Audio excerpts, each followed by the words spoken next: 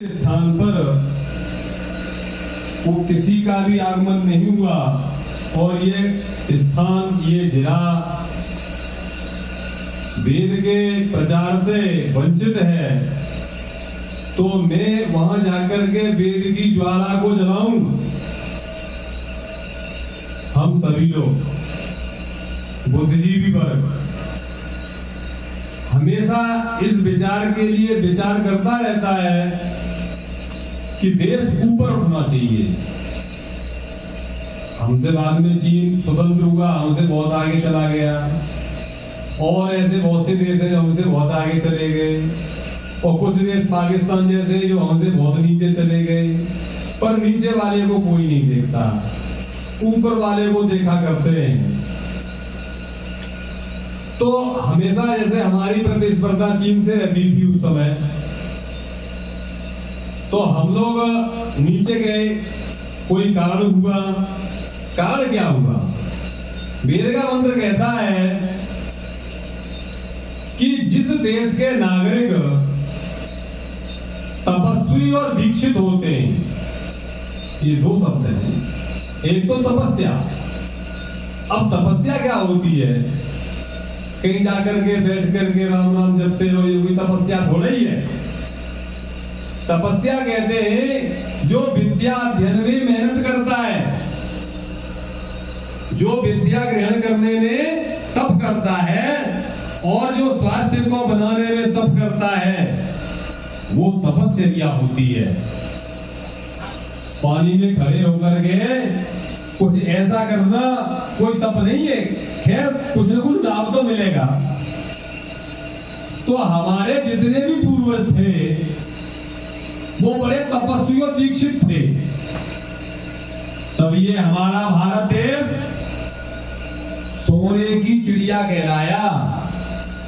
इस भारत देश के अंदर कोई भी यज्ञ न करने वाला था, कोई चोर नहीं था, कोई किसी के ऊपर गिद्ध जैसी दृष्टि नहीं रखता था, अपने ही परिश्रम से संतुष्ट रहते थे। उस समय ये भारत सर्वोपरि था। यहाँ के राजा चक्रवर्ती सम्राट हुआ करते थे। चक्रवर्ती सम्राट की परिभाषा को जानते होंगे, जो पूरे विश्व से सुरक्षा का उसको दायित्व दे करके तेरी सुरक्षा हम करेंगे, और सारे विश्व से जो टैक्स लेता है, कर लेता है, उसको चक्रवर्ती सम्राट कहते हैं। ऐसे ऐसे सम्राट हमारे पूर्वज थे। और क्यों थे? क्योंकि वो तपस्वी और दीक्षित थे, राष्ट्र के प्रति समर्पित थे। चाहे अपना सर्वस्व खत्म हो जाए, लेकिन राष्ट्र के साथ हम गद्दारी नहीं करेंगे। इसलिए ये भारत देश सोने की चिड़िया था। और जब सोने की चिड़िया था तो सारे जितने ये अरब वाले थे, ये सब भूखों मरते थे। कुछ नहीं था, खा लेते थे ये खजूर वजूर थोड़े बहुत। अन्न पैदा नहीं था, पानी था नहीं, बहुत बुरा हाल था। इनकी संपन्नता कब आई?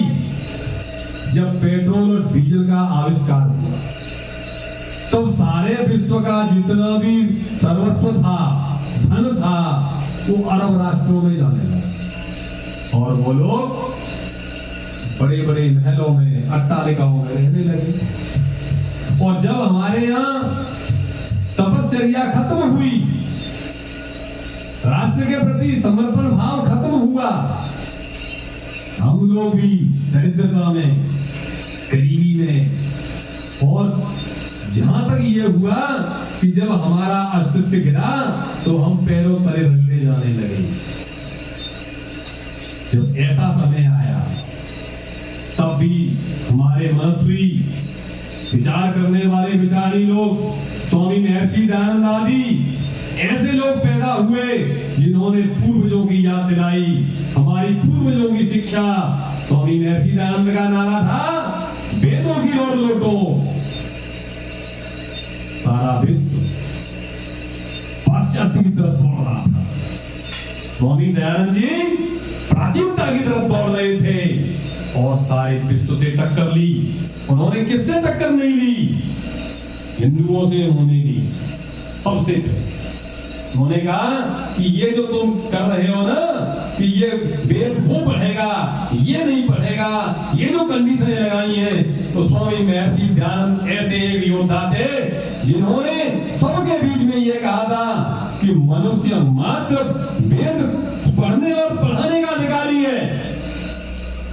उन्होंने ये किसी पर बैन नहीं लगाया कि वो पढ़ेंगे और ये नहीं पढ़ेंगे। ये परमात्मा का ज्ञान है, जितना जो ग्रहण कर सकता है, जितनी सामर्थ्य है उतना ग्रहण करे। वो दुनिया के पहले व्यक्ति थे जिन्होंने, आज हम लोग दलित कह देते हैं, उन लोगों को अपने गले लगाया, उनके यहाँ बैठे, उनके यहाँ यज्ञ किया और उनके यहाँ भोजन किया। ये स्वामी महर्षि दयानंद कितने उदार हृदय के व्यक्ति थे, कितना विशाल हृदय।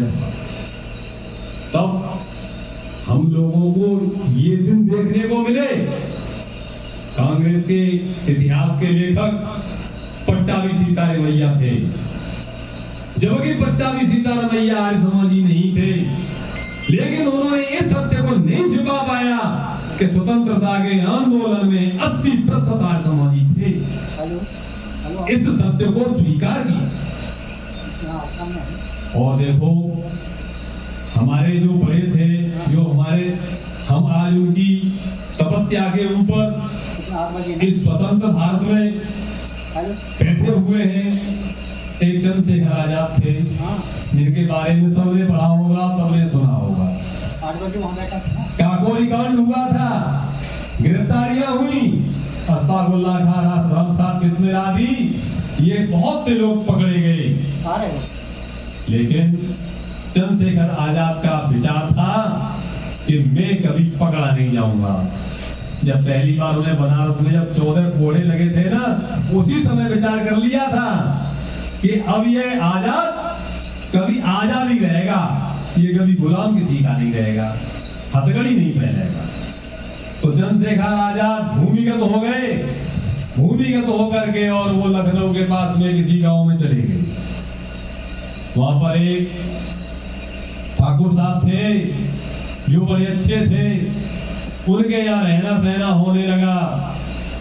और सुबह उठते 3 बजे एक हनुमान जी का मंदिर था, उस मंदिर पर जाकर के 1000 दंड और 1000 बैठक लगाते और नहा धो करके कुआं, वहीं पर एक कुआं था, कुएं पर नहा धो करके फिर आते और आकर के जैसे भीमदेव जी आचार्य जी है ना, वैसे ही गांव के बच्चों को इकट्ठा करके उन्हें पढ़ाने लग जाते और इतनी तल्लीनता से वो पढ़ाते थे जैसे कि ये बच्चे, इनको आगे कहीं नौकरी लगेगी या कुछ व्यापार करेंगे तो जो पैसा पैदा होगा वो इन्हीं को समर्पित करेंगे।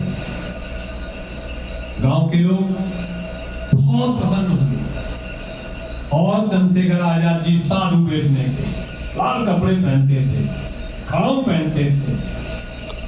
लोगों ने पूछा, स्वामी जी आप इतना क्यों प्रयास करते हो पढ़ाने में?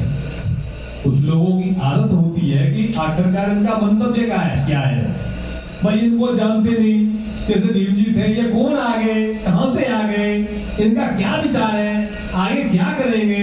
तो ये जो कुछ बुद्धिमान लोग होते हैं वो अंदर से टटोलते हैं।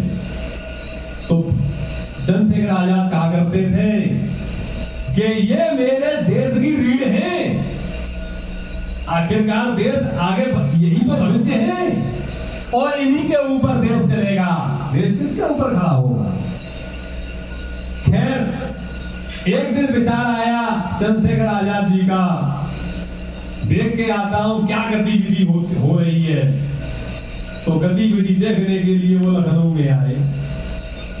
एक चौराहे से निकल रहे थे, एक पुलिस वाले खड़े हुए थे। उन्होंने चंद्रशेखर आजाद पर शंका की और सोचा कि ये तो मालूम पड़ते हैं चंद्रशेखर हैं। सामने आकर के पूछा, हाँ क्या आप आजाद हो? बोले हाँ। हाथ गया उनका रिवॉल्वर पर और कहा हम आजाद हैं, हम साधु किसी के गुलाम होते हैं क्या? सिपाही ने कहा आपको हमारे साथ पुलिस स्टेशन चलना होगा।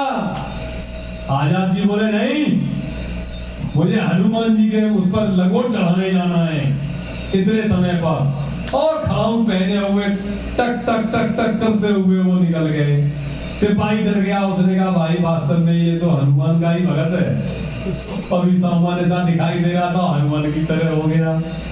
तो देखो, जो हम लोग अगर स्वयं सुख चाहते हैं या भविष्य हमारे बच्चों का बढ़िया हो, तो सबसे पहले खुद व्यसनों को छोड़ें, क्योंकि बच्चे हमेशा देख करके करते हैं। नहीं करते तो आप बता दो, पंजाब में पैदा होने वाला बच्चा जो भाषा सुनता है पंजाबी पंजाबी बोलता है, हरियाणा में हरियाणी बोलता है। हमारे मुनि जी थे अभी हरियाणी भाषा बोल रहे थे, भाई कुछ समझ में आ रही हो, कुछ नहीं भी आ रही होगी, ठीक है ना। तो मैं तो हिंदी भाषी प्रदेश से हूँ, उत्तर प्रदेश से, इसलिए मेरी भाषा तो हिंदी है, पर मेरे भी शब्द कहीं कहीं जो मेरे क्षेत्रीय हैं वो कहीं कहीं छूट जाते होंगे, ठीक है ना। तो देखो, अगर अपने को, अपने बच्चों को, अपने राष्ट्र को, अपने प्रदेश को, अपने जिला को अगर व्यक्ति को ऊपर उठाना है तो पहले सबसे पहले खुद व्यसन छोड़ दे।